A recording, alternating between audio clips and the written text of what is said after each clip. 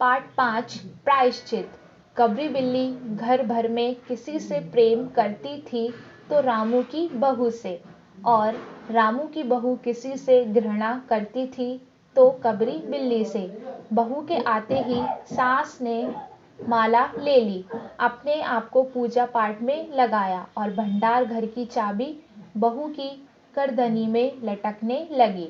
रामू की बहू दूध ढककर मिश्रानी को कुछ देने गई। इधर दूध नदारद रामू की बहू के कमरे में रबड़ी से भरी कटोरी पहुंची, और जब तक रामू आए तब तक कटोरी साफ चटी हुई। रामू की बहू ने तय कर लिया कि या तो घर में वही रहेगी या फिर कबरी बिल्ली फसाने का कटघरा आया। उसमें दूध, मलाई और अन्य व्यंजन रखे गए, लेकिन बिल्ली ने उधर निगाह तक न डाली। कबरी के हौसले बढ़ जाने से रामू की बहू का घर में रहना मुश्किल हो गया। उसे मिलती थी सास की झिड़कियां और पति को मिलता था रूखा सूखा भोजन। एक दिन रामू की बहू ने रामू के लिए खीर बनाई। पिस्ता, बादाम और अन्य मेवा, दूध का औटा। खीर से भरा कटोरा कमरे में एक ऊंचे ताक पर रखा, जहां बिल्ली न पहुंच सके। इसके बाद रामू की बहू दूसरे कामों में लग गई। उधर बिल्ली कमरे में आई, ताक के नीचे खड़े होकर ऊपर रखे कटोरे को देखा, ताक की ऊंचाई का अंदाजा लिया। यह भी देख लिया कि रामू की बहू आंगन में है। कबरी ने छलांग मारी, पंजा कटोरे में लगा और कटोरा झनझनाहट की आवाज के साथ फर्श पर आ गिरा। आवाज सुनकर रामू की बहू पर खून सवार हो गया। रात भर उसे नींद न आई। किस दाव से कबरी पर वार किया जाए, पड़े पड़े यही सोचती रही। सुबह हुई और वह क्या देखती है कि कबरी बड़े प्रेम से धैर्य पर बैठी उसे देख रही है।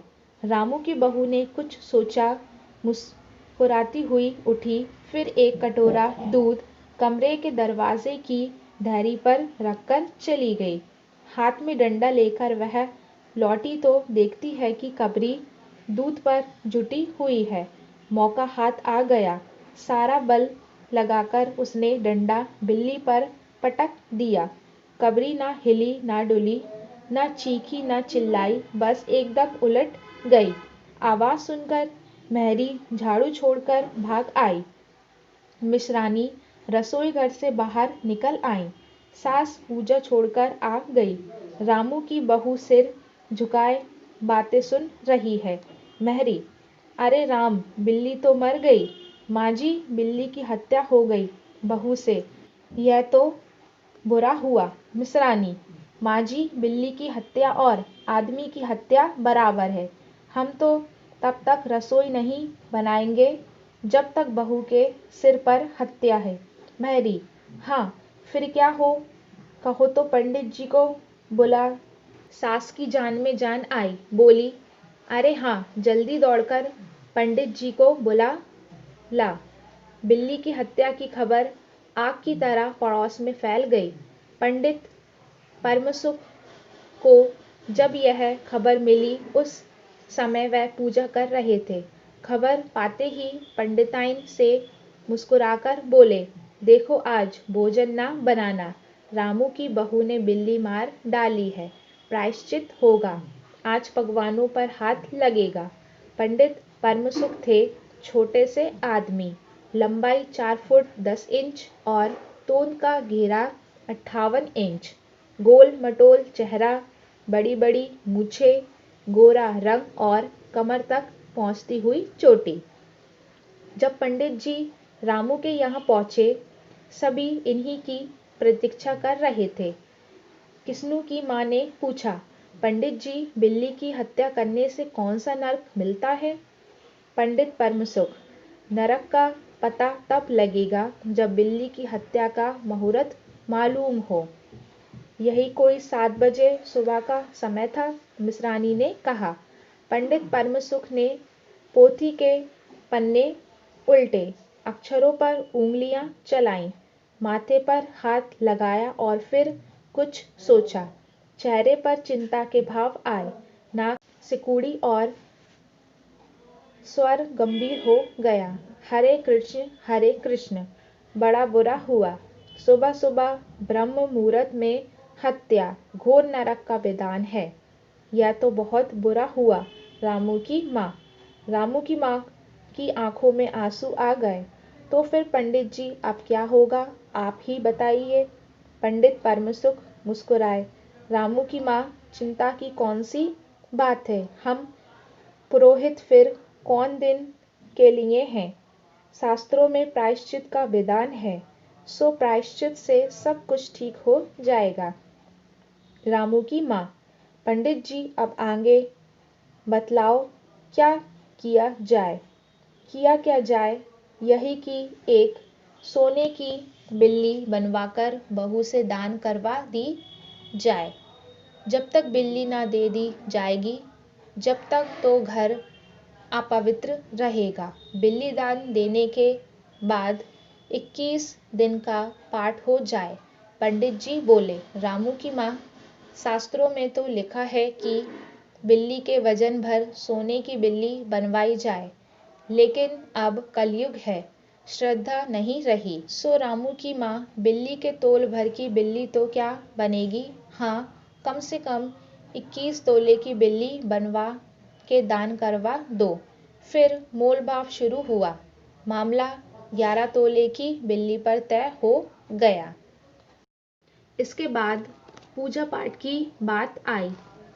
यह पूछने पर कि पूजा का सामान कितना लगेगा, पंडित जी ने बताया, अरे कम से कम सामान में पूजा कर देंगे। करीबन 10 मन गेहूँ, 1 मन चावल, 1 मन दाल, मन भर तिल, 5 मन चने, 4 पसेरी घी और आध मन नमक लगेगा। अरे बाप रे, इतना सामान। रामू की माँ ने रोने की सूरत बनाकर कहा। सभी पांचों ने पंडित जी की हाँ में हाँ मिलाई। पंडित परमसुख मुस्कुरा रहे थे। उन्होंने कहा, रामू की माँ, एक तरफ तो बहू के लिए नरक है और दूसरी ओर तुम्हारे जिम्मे थोड़ा सा खर्च, सो उससे मुंह ना मोड़ो। ठंडी सांस लेते हुए रामू की माँ ने कहा, अब तो जो नाच नचाओगे नाचना ही पड़ेगा। पंडित परमसुख जरा बिगड़कर बोले, रामू की माँ, यह तो खुशी की बात है। अब तुम्हें अखरता है तो ना करो। मिश्रानी, छन्नू की दादी और किश्नू की माँ ने एक स्वर में कहा, अरे पंडित जी, रामू की माँ को कुछ नहीं अखरता है, बेचारी को कितना दुख है, बिगड़ो ना। रामू की माँ ने पंडित जी के पैर पकड़ लिए। अच्छा तो फिर प्रायश्चित का प्रबंध करवाओ। रामू की माँ, 11 तोला सोना निकालो, मैं उसकी बिल्ली बनवा लूँ। 2 घंटे में बनवाकर घर लौटूंगा। तब तक पूजा का प्रबंध रखो और देखो पूजा के लिए। पंडित जी की बात खत्म भी ना हुई थी कि मैरी हाँफती हुई कमरे में घुस आई और सब लोग चौंक पड़े। रामू की माँ ने घबराकर पूछा, अरे क्या हुआ री। मैरी ने लड़खड़ाते हुए स्वर में कहा, माँ जी, बिल्ली तो उठकर भाग गई। तो बच्चों, कैसे लगी आपको ये कहानी? इस कहानी से हमें यह सीख मिलती है कि हमें अंधविश्वास नहीं करना चाहिए और जागरूकता रखना चाहिए। उम्मीद है मुझे ये कहानी आपको पसंद आई होगी। तो अगली वीडियो में हम इस पार्ट का आगे का पढ़ेंगे और अपनी स्टडी कंटिन्यू रखेंगे। Thank you.